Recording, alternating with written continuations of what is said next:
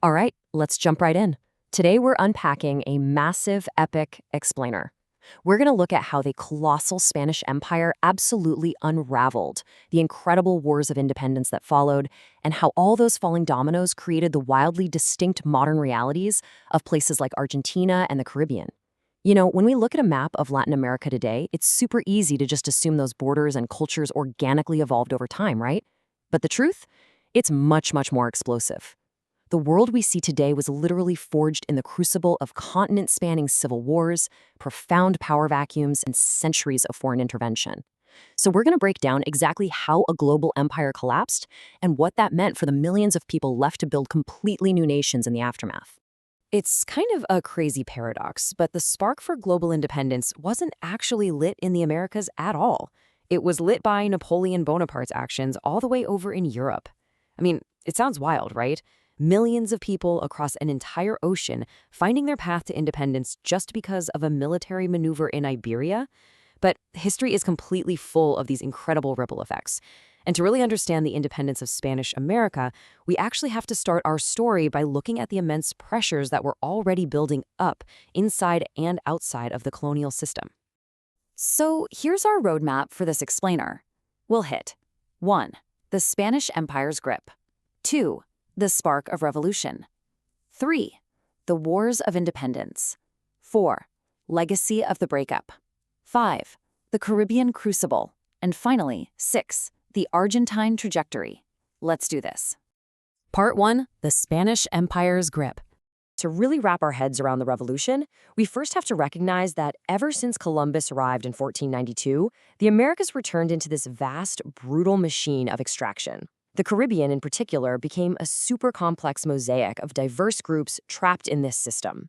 Long before the Spanish arrived, the region was home to thriving indigenous groups like the Taino, the Arawak, and the Kalinago. But Spanish conquest just devastated those populations. Then, to feed their expanding empires, European powers imported enslaved Africans to work under horrific conditions, mostly on huge sugar plantations.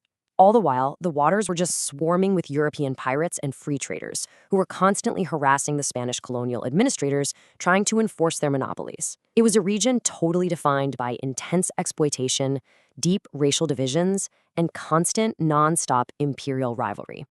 Moving on to Part 2, the spark of revolution. Meanwhile, back in Europe, a sudden geopolitical earthquake was about to send massive shockwaves straight across the Atlantic. 1808 rolls around and bam, Napoleon invades, creating a huge power vacuum. He actually forces the Spanish Bourbon monarchs to abdicate and slaps his own brother Joseph on the throne. Well, the Spanish world completely rejected the French. Without a legitimate king, local governing councils, they called them juntas, started forming across Spanish America around 1810. They were basically stepping up to rule in the deposed king's name. But fast forward to 1814. King Ferdinand VII finally gets his throne back. And instead of thanking these local governments for holding it down, he immediately abolishes the liberal constitution they drafted and brutally reimposes an absolute monarchy. Which brings us to Part 3, the Wars of Independence. So that harsh royalist crackdown? It basically threw a match on gasoline, igniting a full-scale, continent-spanning conflict. And here is a really crucial point. This wasn't just a war of the Americas against Europe. It was a deeply fractured civil war. You literally had neighbors fighting neighbors. A huge chunk of the royalist forces were actually Spanish Americans themselves, fighting fiercely to keep the global empire intact under the crown. On the flip side, you had the patriots, who were fighting for autonomy. But even the patriots were split. Some wanted their own local constitutional monarchies, while others were pushing for entirely new, fully independent republics. Basically, all the social and racial tensions from the colonial era bled directly onto the battlefield. And the sheer geographic scale of these campaigns is just mind-blowing. It was essentially a massive continental pincer movement that finally broke Spanish rule. Down in the south, José de San Martín organized the Army of the Andes, executing this incredibly daring crossing over towering, freezing mountain peaks to completely surprise the royalist forces in Chile. Meanwhile, up in the north, Simón Bolívar is leading this grueling march through flooded plains and deadly, high-altitude mountain passes to liberate New Granada. These two military geniuses eventually corner the last major royalist stronghold down in Peru, which culminates in the massive, decisive Battle of Ayacucho in 1824. That battle was the nail in the coffin that effectively guaranteed South American independence. But, this conflict was also highly internationalized. Thousands of foreign veterans actually stepped in to tip the balance. Britain, who was super eager to break the Spanish trade monopoly and open up new markets for themselves, sent a lot of covert financial and material support. Upwards of 6,000 British volunteers, many of them hardened veterans from the Napoleonic Wars, crossed the ocean to fight in Bolivar's army. Their contributions at key battles were absolutely critical. In fact, they were so vital that Bolivar himself literally called them the saviors of my country, and they became immortalized in the national histories of Colombia, Venezuela, and Peru. Part 4. Legacy of the breakup. So Spain withdraws. But that didn't magically create peaceful, prosperous nations overnight. Getting rid of the king was really just step one, because the old colonial bureaucracy was completely wiped out. Military leaders, known as caudillos, often stepped right into that massive power vacuum. These wars had completely destroyed the old civilian systems of government. The armies and their generals were literally the only stable institutions left standing. So it's no surprise that these military strongmen leveraged their wartime fame and their armed followers to seize political and economic control.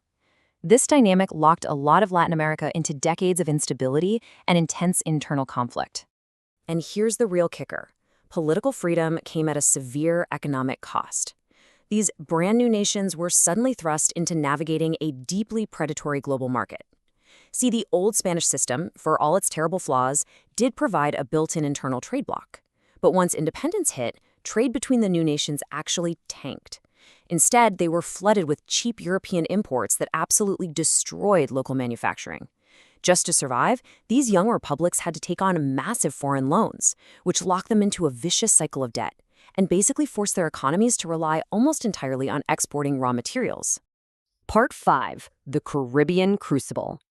Let's zoom in on a specific case study, the Caribbean. The path to autonomy here was heavily delayed. This region basically just constantly swapped one form of foreign dominance for another. For centuries, these islands were treated as tiny colonies, traded back and forth among European powers just to fuel the highly lucrative sugar trade. By the early 20th century, the United States stepped in as the dominant force, intervening politically and economically all over the region. And then, after World War II, the Caribbean turned into a massive geopolitical chessboard, literally a front line in the Cold War ideological battle between the US and the Soviet Union, which we saw most famously with the Cuban Revolution. Through all of this, true independence for many Caribbean islands remained a long way off. And despite all those immense political struggles, the region was economically vital to the rest of the world. Get this.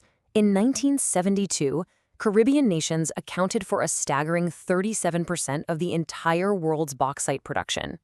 If you don't know, bauxite is the primary ore used to make aluminum, a totally crucial strategic resource globally. Nations like Jamaica, Haiti, and the Dominican Republic, along with nearby mainland territories like Guyana and Suriname, were supplying well over a third of the world's demand. This incredible resource wealth explains exactly why foreign powers were so deeply invested in maintaining economic and political influence over the Caribbean well into the modern era. And our final section, Part 6, the Argentine trajectory. Now, let's pan way down to South America and contrast the Caribbean experience with the dramatic highs and lows of Argentina. Fun fact, the very name Argentina is actually rooted in an early colonial misunderstanding. It comes from Tierra Argentina, meaning the Silver Land. When early Spanish explorers arrived at the Rio de la Plata, they saw indigenous people wearing silver and just assumed the land was overflowing with it. Spoiler alert, they were wrong. There were no massive silver mines there, but the name stuck anyway. Argentina's actual wealth wouldn't come from mines, but from something entirely different, the incredible, rich fertility of its soil. Talk about a roller coaster. Argentina's history is defined by extreme pendulum swings.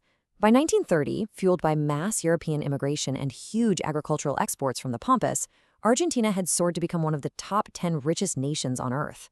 But the mid-20th century brought deep political polarization, heavily influenced by the rise of Juan Perón and his intense blend of nationalism and social reform.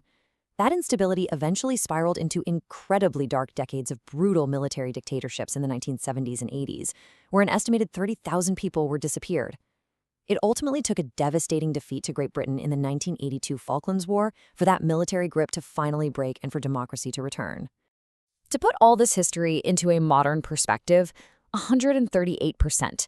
That was the crippling inflation rate Argentina faced in 2023. It really showcases the long, tough shadow of its economic instability. Despite having incredible natural resources and a highly educated population, the legacy of that political turmoil, massive foreign debt, and cyclical economic crises continues to heavily impact the daily lives of modern Argentines. But hey, it's not all economic hardship. Despite the struggles, the vibrant cultural identity forged on the Pampas remains incredibly resilient today. It's celebrated all over the globe through iconic traditions, like the tango and, of course, the asado. Now, an asado isn't just a barbecue. It is a profound social ritual. It's an event that deeply ties the modern urban population right back to the historical cattle ranching heritage of the plains, providing an enduring sense of unity and cultural pride. And beyond the culture, the landscape itself is a land of extremes. Argentina boasts Aconcagua, the highest mountain in the Americas, towering at almost 7,000 meters.